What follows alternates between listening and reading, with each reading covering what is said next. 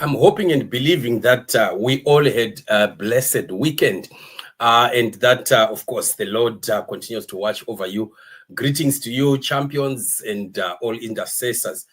We welcome you once again to your show as we look into issues that are happening in the nation as well as around us, the whole world, talking about the mind of God over things that are happening. Quite a lot that is very, very disturbing. And interesting, of course, interesting developments that we see also happening right inside our nation, the nation of Zimbabwe.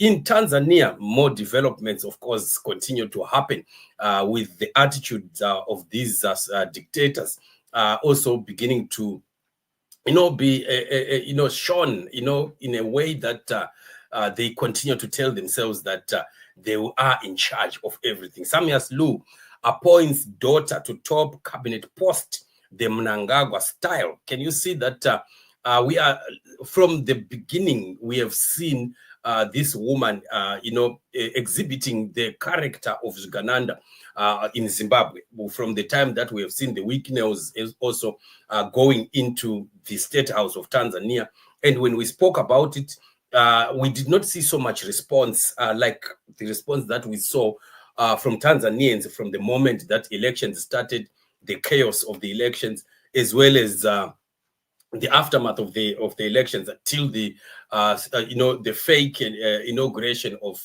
Suluhu in Tanzania.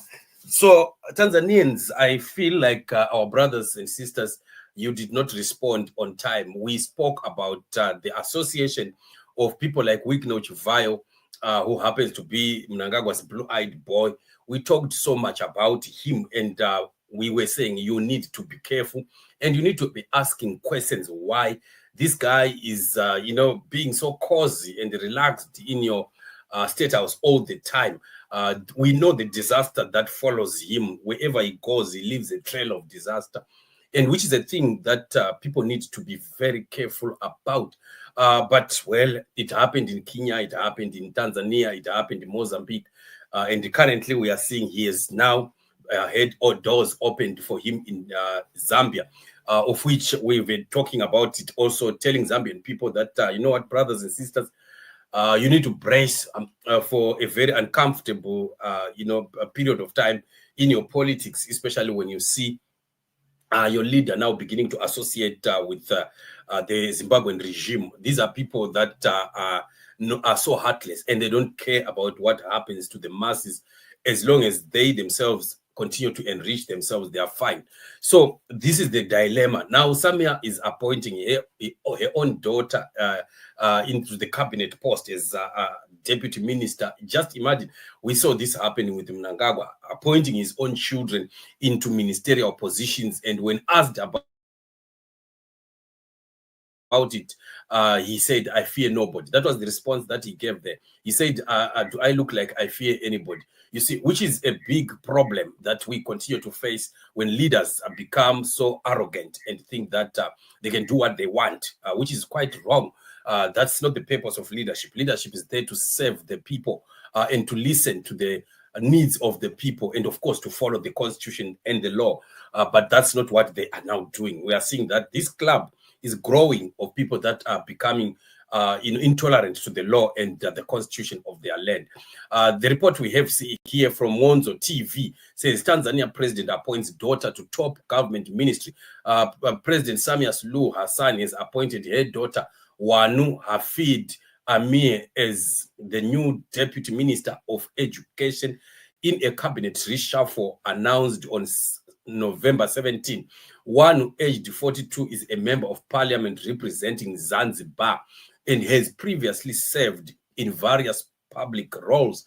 The reshuffle also saw Professor Adolf Mkenda named as the new Minister of Education. The appointments come amid broader government reforms and preparation for the 2025 general elections. I don't know what general elections that they are talking about here, or whatever that it means. So this is the development. So you can see the daughter who looks exactly, like the mother. And I just hope that she is a cleaner heart than the heart that her mother has portrayed in the past elections, where we have seen Tanzanian people being butchered. In fact, the numbers are getting to about 3,000. The Tanzanian Human Rights Commission reports about 3,000 people that have passed away, and I think about 2,000 injuries and so on and so forth. But there are also numbers of disappearances of people that are supposedly abducted, and if families have not yet found them. Whether they are dead or alive is still unknown. But this is the dilemma. So what we have always said as Zimbabwean people is that the regime that we have in Harare is a very toxic and dangerous regime. And we cannot allow, Africa should not allow ZANU-PF and Emerson Mnangagwa to continue to do what they are doing. These people are corrupting almost everyone that they associate with. The next thing that happens in those countries is chaos, is death of people, is the destruction of democracy, and people being abducted, harassed, tortured, and disappeared, which is quite very unfortunate. But this has been the order of the day in our own land in Zimbabwe. This is a common thing that happens in Zimbabwe almost every day.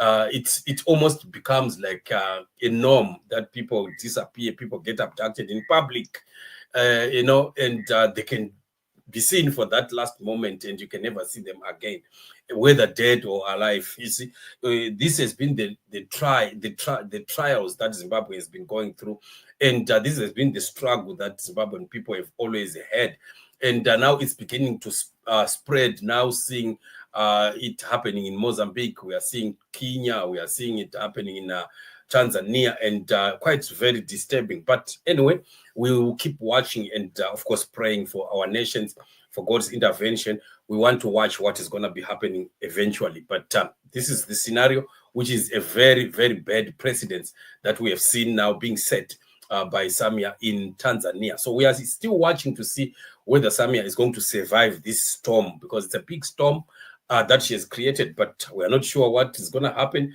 Ours is to watch and see. We have seen the international world responding, the International Criminal Court, the Trump administration, the United Nations, human rights, and other nations that have also thrown in their support to the United Nations for them to take action on Suluhu. So we are still watching to see how far things are going to go. But of course, there's a massive demonstration by the Tanzanian people on the 9th on December, which happens to be their Independence Day. So we'll also watch closely to see what is going to be happening during those days. So it's not really business as usual in Tanzania. Quite a lot is really upside down. But well, we want to believe that Tanzanian people are going to be able to get to the negotiating table and sit down and talk about what they want in their country, what they expect, and get to some agreement. And then they still remain Tanzanian people. You see, this animosity can happen, but you still remain one people. And that's what is needed eventually, is people to talk and then find solutions that will help, the nation and the people at the end of the day. These selfish attitudes that we see with these dictators is not helping at the end of the day, because the dictators and their regimes are also living in fear of the people. The people are also living in fear of the state and the government, which is not healthy for any country. And you'd find that the economies of such countries will not go well. Look at the situation that is in Zimbabwe. It's a pathetic situation, the worst economy anybody can talk about. Country with no money of its own, a country that used to feed the whole of Africa, but now is a basket case. That is the problem.